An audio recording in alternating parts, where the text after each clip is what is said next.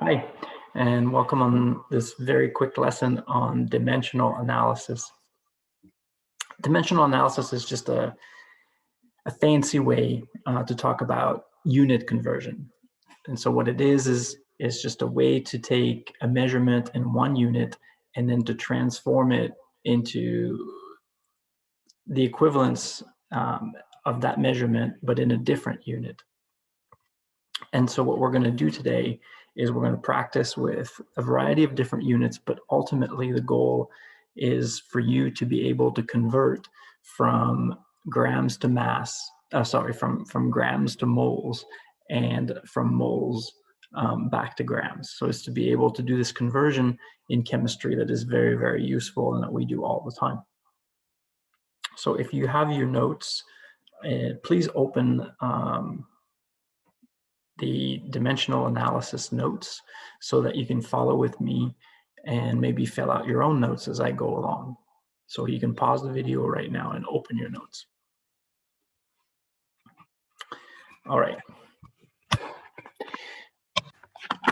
So dimensional analysis, like I said, is simply a way to change a measurement from one unit into another. Keeping in mind that that measurement is going to be the same quantity. It's just going to be measured differently. This is very simple, and it's the same mechanism, it's the same process for any kind of unit conversion. So this is going to be very good for us here in chemistry, but you'll see I'm going to use examples from everyday life. It's also something you can use in physics and all your other classes. The only thing that you need to convert one unit into another is what I call here the equivalency factor domino. And what that, and that you can, of course, it's going to be different for any and all the conversions that you do, but you can look that up. You can just look it up online. You can look it up in your textbook, whatever. But what we do need, this equivalency factor, is going to be how much is one unit compared to the other. It might be best to just look at it in terms of an example, and you might understand better that way. It certainly would be easier to explain that way. So for example, you have a measurement that is in ounces, and suppose you're reading a recipe and the recipe calls for 32 ounces of something, but you don't have anything to measure ounces, but what you do have is a measuring cup. So you would like to know 32 ounces, how many cups is that? So this is the problem that we have to do. How many cups is 32 ounces? So the first thing that you do in all ways is to find the equivalency factor, right? So that's the relationship between the two units that we're dealing with here in this problem, which are cups and ounces. And so you can look this up. You simply just Google how many ounces in a cup. And what you're going to find is that the equivalency factor is right here. And that is, there are 8 ounces per cup. So this is what's needed to solve the problem. So how we set this up is you start with writing down the given unit or the given substance that you have. So the problem was stating 32 ounces. And then on the other side, you're going to write what you want. So what it is that you're looking for in this problem, which is the number of cups. In between the two, you're going to place this domino. This is your equivalency factor domino. And the rule is very, very simple. The unit that you start with, you're going to put in at the bottom of the domino, and the unit that you're looking for, you're going to place that at the top. So what we do have here is 8 ounces is equal to 1 cup, or in other words, there are 8 ounces per cup. And so this is how we're going to fill out the domino, right? So inside your domino, you're going to put these two numbers that you have, 8 ounces and 1 cup. And in this case, because we start with ounces, we put ounces at the bottom, and we want cups, so we're going to put cups on top. And then you just fill in the two numbers that you found out, which was 8 for 1 or 1 for 8. Once you have your problem set up like this, it's just a very simple multiplication and division. You're going to take 32 ounces, and you're going to multiply this by 1 cup, and you're going to divide by 8 ounces. So 32 times 1 divided by 8. And you see that because we set it up this way, you're going to have ounces divided by ounces. And so your ounces are now canceled and gone out of the problem. What is left in the problem is the cups that you have on top. And that's going to be your unit that you end with. So 32 times 1 divided by 8. And your answer is 4 cups. See, very simple. All you have to do is to look up the equivalency factor. So the rate, the number that ties in both these units together. So in this case was 8 and 1. And you just put those into the domino. The unit that you start with goes at the bottom, and the unit that you want in the end goes on top. No matter what conversion you do, whether it's just an everyday conversion, a metric to non-metric conversion, a conversion in chemistry, it doesn't matter. It always works. And the only thing that you need is the equivalency factor, which is the first thing that you look for. Here's another example. So this example is transferring a metric unit into a non-metric unit. So how many kilometers are in 10.5 miles? So you have a non-metric unit, 10.5 miles, and you cross the border into Canada. You want to know how many kilometers that is.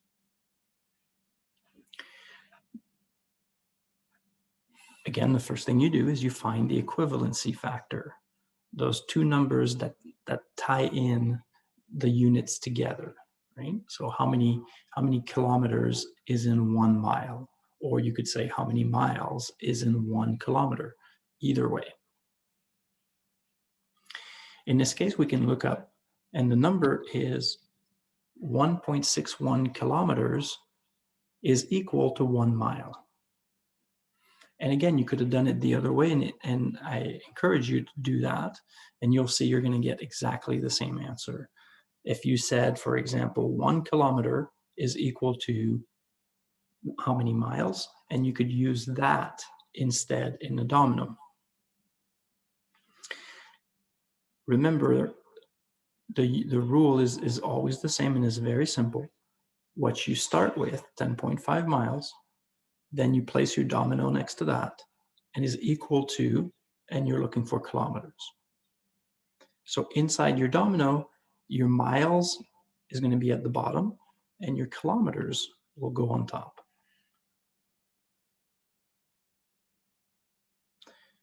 So we're going to have 1 mile, and at the top we'll go 1.61 kilometers. Now I'm going to take this opportunity here to give you just a quick word about significant figures. And significant figures is the number of digits that you use to record a measurement. Because this is important in science, because it gives us an idea as to how precise the measurement is. So in this case, the problem was giving us 3 significant figures: the 1, the 0, and the 5. So they're using 3 digits. So 3 sig figs, right? Significant figures. So if the problem gives you 3 significant figures, then your answer should have 3 significant figures. You always want to match the question.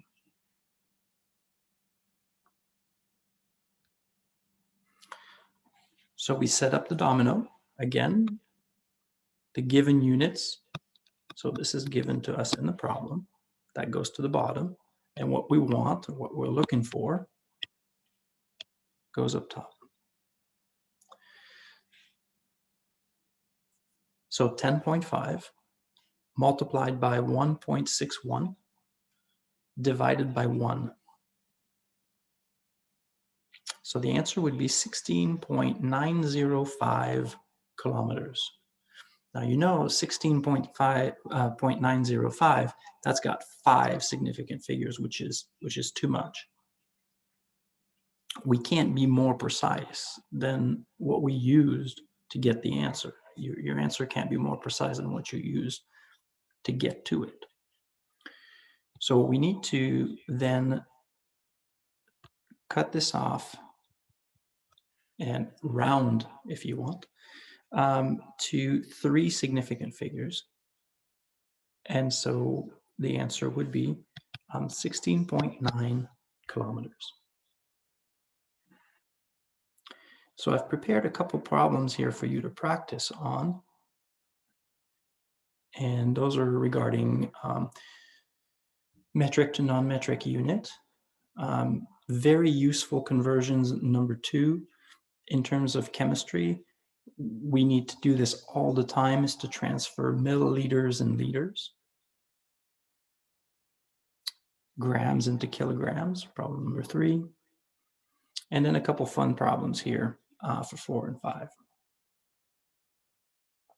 I'm going to move on to the next part of the worksheet of the notes, which is really about what we're trying to do in chemistry.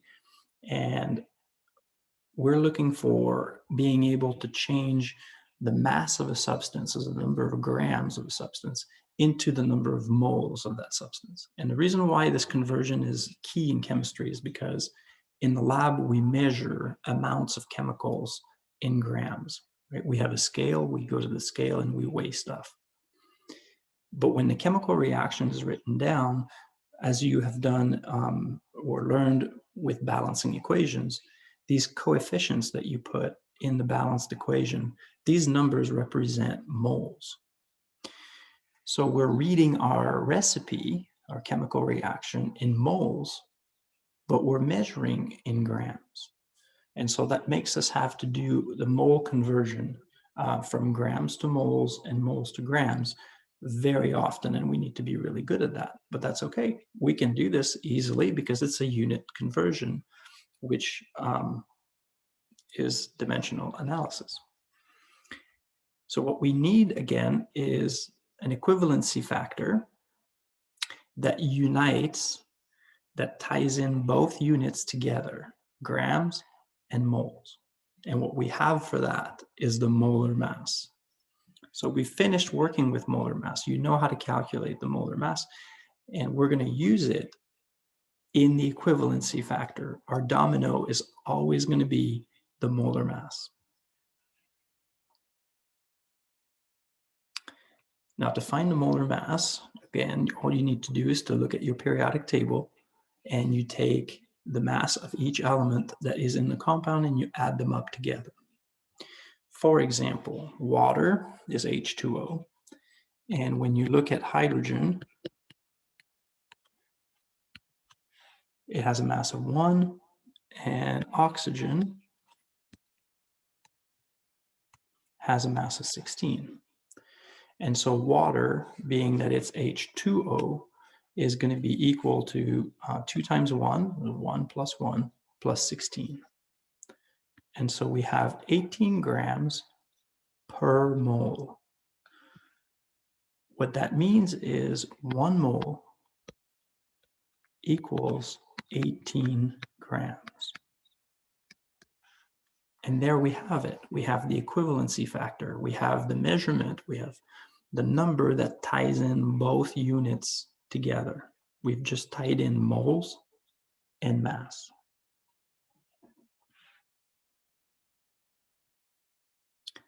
Here's a problem. How many moles of water are in 25 grams. So I will set the problem up for you, but let you finish it. You always start by writing down the given, which is 25 grams. Here will be your domino, your equivalency factor, which is the molar mass. What you're looking for is the number of moles.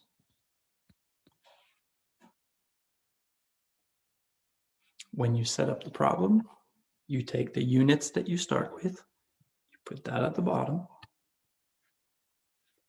The unit that you want, you put that on top. And then you fill in the domino with the numbers that you found when you did your equivalency factor, which is 1 mole is 18 grams. So mole is on top, 1 goes here, grams is at the bottom, 18 goes here.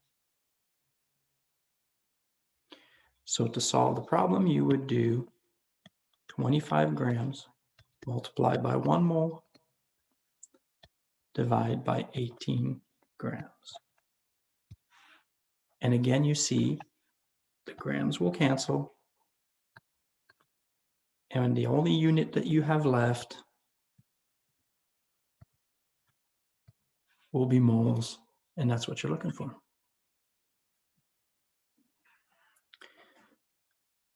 To set up the problem the other way is exactly the same. In B, how much would 2.5 moles of water weigh in grams? What we're given is 2.5 moles. Then we put our domino. And what we were looking for is a number of grams. Now in this case, the bottom will be the mole and the top will be the grams. Since we're still dealing with water, we're still at 18 grams per mole. This time, the grams are on top. So 18 will go here at the top of the domino, and the 1 mole will go down at the bottom. To solve this problem, we have 2.5 moles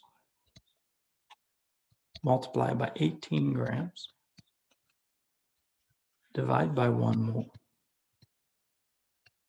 And now you see it's moles over moles. In this problem, because we set it completely differently, right? Inverted the domino. Our moles will cancel. We have moles divided by moles.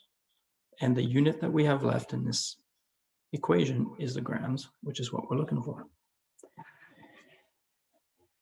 As you can see, this is the same type of problem. We're just changing the units that we're going from and to, but the process of doing the conversion is always the same.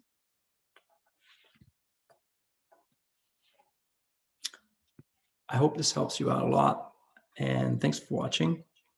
We'll see you next time.